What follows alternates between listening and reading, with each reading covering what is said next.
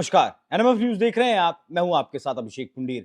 आज मंगलवार के दिन यानी 4 जून के दिन देश में वोटिंग चल रही है, नतीजे आ रहे हैं और आज पता चलेगा कि देश का प्रधानमंत्री कौन बनेगा। क्या प्रधानमंत्री नरेंद्र मोदी तीसरी बार शपथ लेंगे या फिर इंडिया गठबंधन कोई धमाल कमाल कर सकता है। अब तक के जो नतीजे सामने आ रहे हैं उसमें 295 सीटों पर एनडीए गठबंधन आगे चल रहा है और तकरीबन 200 सीटों पर इंडिया गठबंधन आगे चल रहा है। बीजेपी को अब तक अकेले रूप से नहीं मिला है बहुमत, उससे वो बहुत पीछे है और इन्हीं आंकड़ों को देखते हुए शेयर मार्केट हिंदुस्तान का जो सेंसेक्स है वो क्रैश कर गया है। आज में तकरीबन 4 से 5 घंटे में, जिस वक्त 8 बजे शेयर बाजार खुला उस वक्त गिनती भी शुरू हो गई थी और नतीजे देखते देखते जिस तरीके से नतीजे आने शुरू हुए उस तरीके से शेयर बाजार जो है वो क्रैश कर गया और तकरीबन 30 लाख करोड़ से ज्यादा का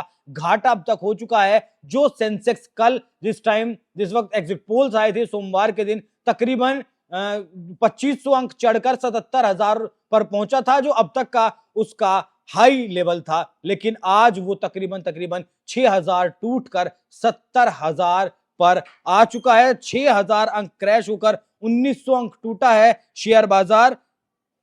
इसमें मैं आपको बता दूं कि यह सिलसिला अभी भी थमने का नाम नहीं ले रहा है और लगातार घटता जा रहा है। 6,094 अंक अब तक घट चुका है और निवेशकों के 30 लाख करोड़ स्वाहा हो चुके हैं। बिल्कुल रिलायंस से लेकर टाटा तक को बहुत बड़ा नुकसान हुआ है। स्टॉक मार्केट में जो सुनामी आई है इससे बीएससी के 30 में से 29 शेयरों में बड़ी गिरावट देखने को मिली है। एनटीपीसी शेयर 29% गिर गया और एसबीआई का शेयर भी 16.76% गिर गया। पावर ग्रिड का जो शेयर है वो भी तकरीबन 6% गिर गया। टाटा स्टील्स का जो शेयर है वो भी 10% गिर गया। टाटा मोटर शेयर का जो है वो भी 10% गिर गया।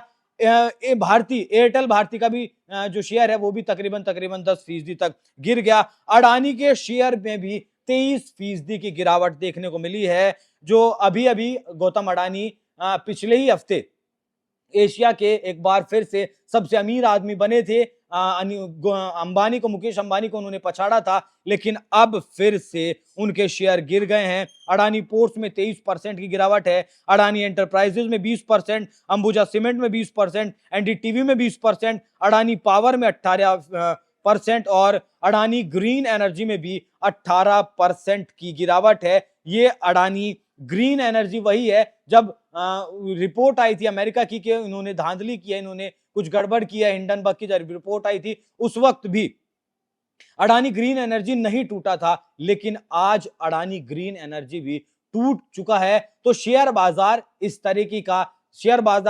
तरीके से गिर रहा है उससे संकेत ऐसा मिल रहा है कि तीसरी बार प्रधानमंत्री नरेंद्र मोदी रिपीट नहीं कर रहे, वो इतिहास नहीं बना रहे और इंडिया गठबंधन किसी भी तरीके से सरकार बना सकता है। क्योंकि अगर बीजेपी को बहुमत नहीं मिलता है और एनडीए को बहुमत मिल जाता है तो उसके बाद नीतीश कुमार खेला कर सकते हैं, क्योंकि कल ही नीतीश कुमार अमित शाह और मोदी से मुलाकात कर वापस पटना लौट गए। हालांकि उनका जो दौरा था वो 3 दिन का था और उन्हें 5 जून को वापस लौटना था, लेकिन वो 3 जून को वापस लौट गए। और उधर आंध्र प्रदेश में टीडीपी भी बड़े बहुमत की तरफ बढ़ रही है, वहां भी बीजेपी को कोई ज्यादा सीटें नहीं मिल रही है, तो टीडीपी भी बड़ा खेला कर सकती है। और उत्तर प्रदेश जो इस देश का सबसे बड़ा राज्य है, 80 सीटें आती हैं। 2019 में एनडीए ने उत्तर प्रदेश से 64 सीटें ली थी, लेकिन इस बार फिलहाल तक की जो गिनती चल रही है उसमें सिर्फ 36 सीटों पर बीजेपी या फिर कहें कि उसका एनडीए गठबंधन आगे चल रहा है।